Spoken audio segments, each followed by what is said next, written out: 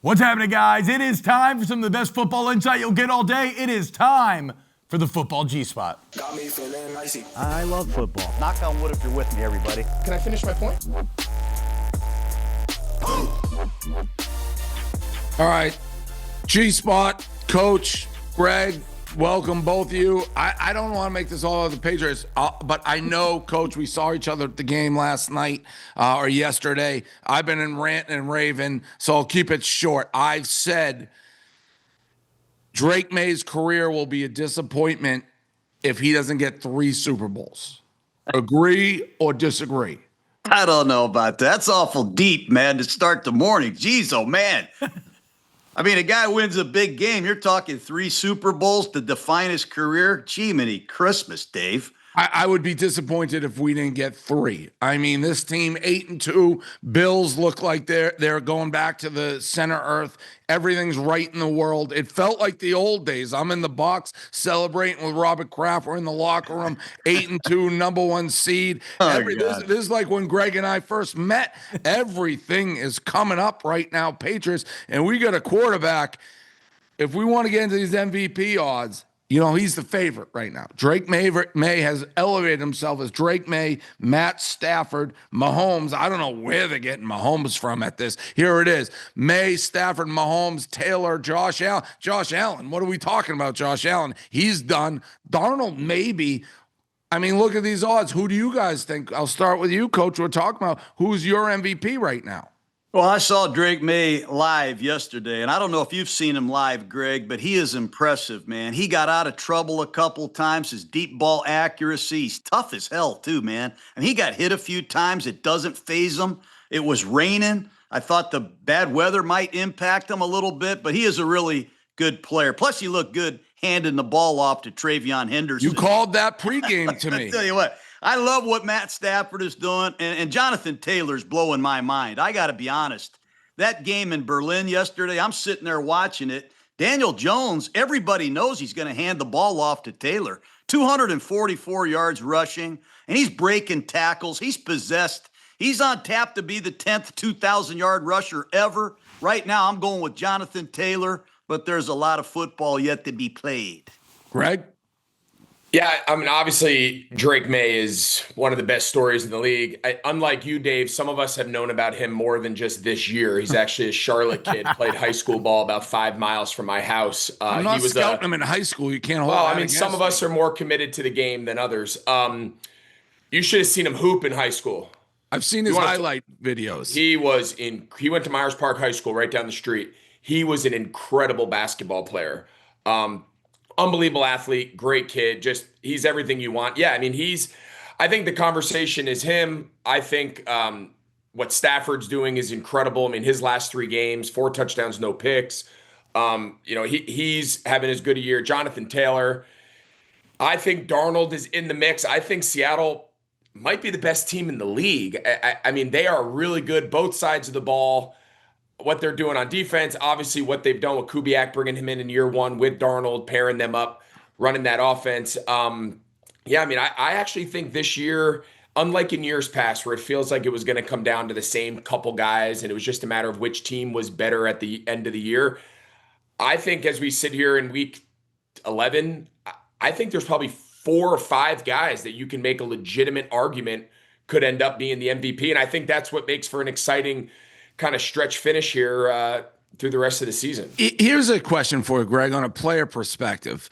To me, MVP in like the NBA is a humongous deal. Like the guys in the NBA, they get an MVP. It's almost sometimes like, would they rather like a championship or an MVP? For me, it doesn't feel that in football. Like I don't put that. I don't ever see guys that would be like, I want MVP over a Super Bowl. How big of a deal is that award for the players?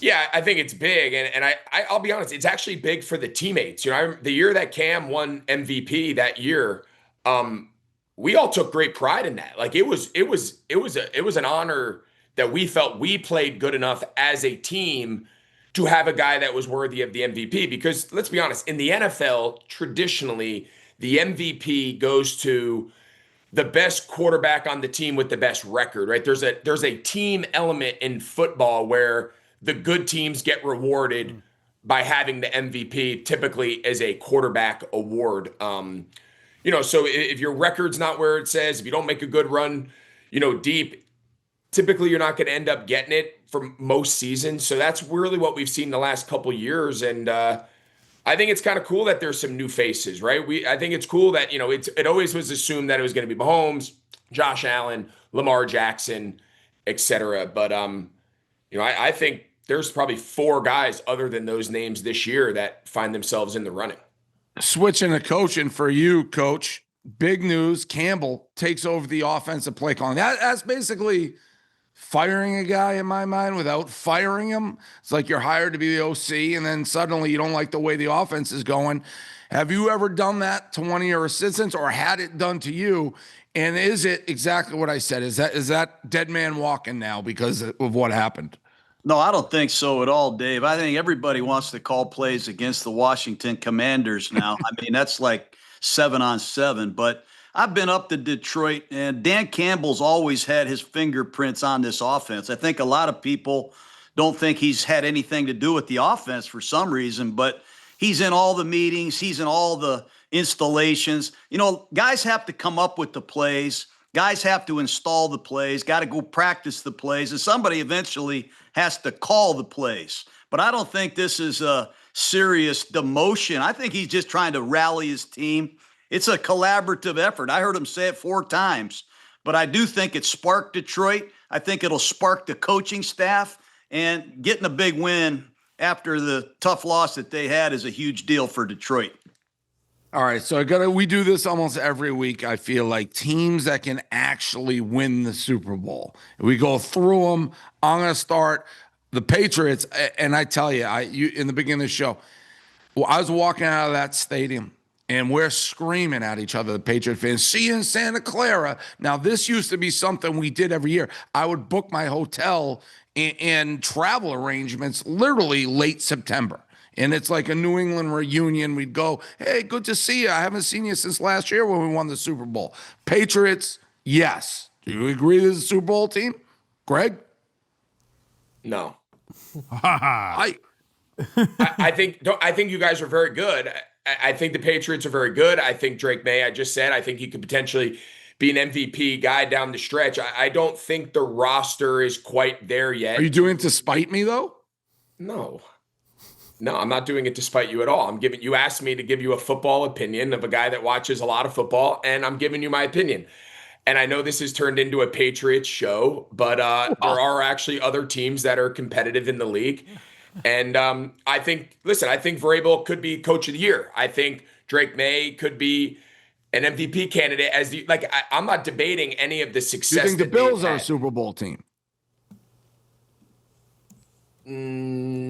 They wouldn't be my favorite.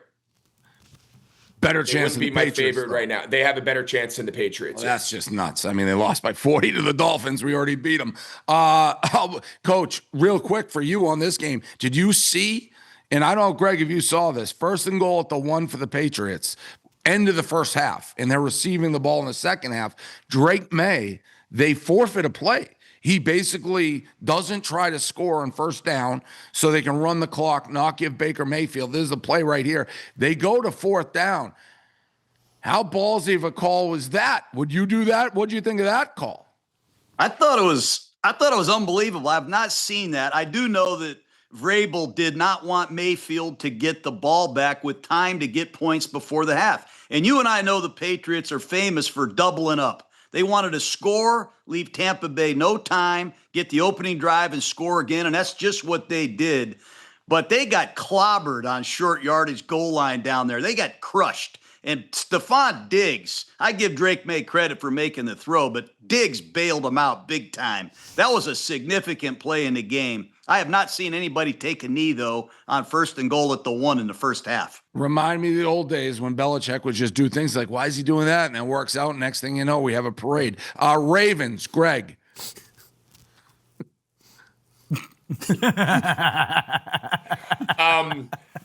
Listen, the Ravens, I think everyone had counted them out. They were at the bottom of the division. I think the division is just okay to begin with, which I think is going to bail them and give them a lot of built-in wins as the year goes on. I still think they're the favorite to win the AFC North, and then they're hosting a playoff game. So I actually think, for as bad as things looked early and Lamar being out, and this is the end of the Ravens run and they're no longer, I think a lot of that's been put to rest. I mean, I think they're going to, when it's all said and done, I think they're going to end up winning the division, hosting a playoff game.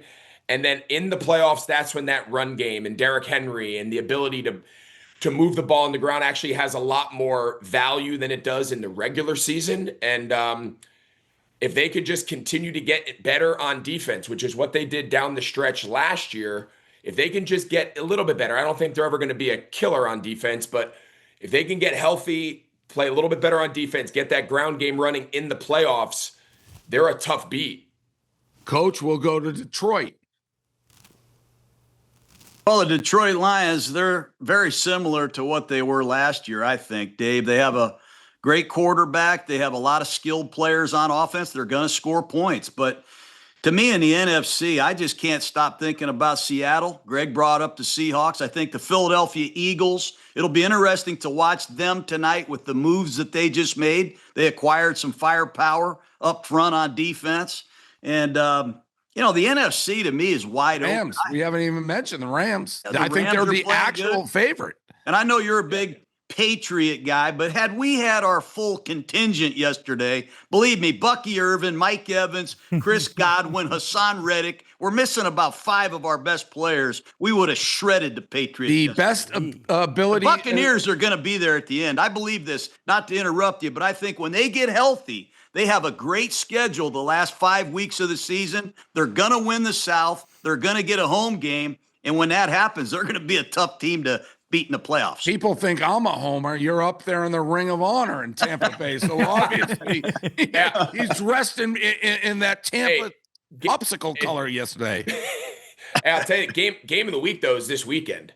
Yes. Rams Seahawks could be the best matchup the first 10 weeks, 11 weeks of the season. I mean, you can make an argument that the two best teams in the league, if not, they're the two of the top 3 or 4 teams in the league playing each other. That I think it's, and again, I'm biased because I'm calling the game, but I think it's the best game. It's by a far great of the game. Weekend. Great game, but I think if you ask everybody, and he'll have to prove it, if you ask anybody, and I don't know, this goes a long way, who I think will win games. Who do you want as a quarterback? You're starting a team. I don't think anybody, and I know Darnold is playing good, but he didn't prove it in the playoffs. He had a great season with the Vikings and then really had a horrible playoff game where Stafford has proven it all the way through. So until Darnold proves it, and that's, I guess, how the league sometimes is, until you actually prove it, you're going to be doubted. But everybody, like if you guys said, well, you have a Super Bowl tomorrow, you can have one of them be your quarterback, I think everyone's taking Stafford, right? Yeah, and I those think 2 that's receivers. Yeah. I think that's fair. And obviously Stafford's won it all and been doing this a long time. I think part of it is Darnold just hasn't played in a lot of playoff games, and we can debate whose fault and organizational failures, and we can get into all of that another time. But yeah, I think that's fair. I think what Darnold does, if I had to pick an MVP today, if the season ended and there was no more games, I would pick Stafford. That, again, is a hate vote against me. It's not. It a little bit is. I will say this one last story, and I'll let you go. I was brutally insulted, and I knew I was in real time. Yesterday at the game, Biz, our guy, our hockey guy there, he texted me. He goes, Ovechkin wants to meet you. He's in a suite, like two suites down. I'm like, all right. Yeah, I'm with Kraft. It's a small suite, but they can come. And then he goes, yeah, so they just want to pick with you and Gruden. And the second he said that, I knew he meant Gruden.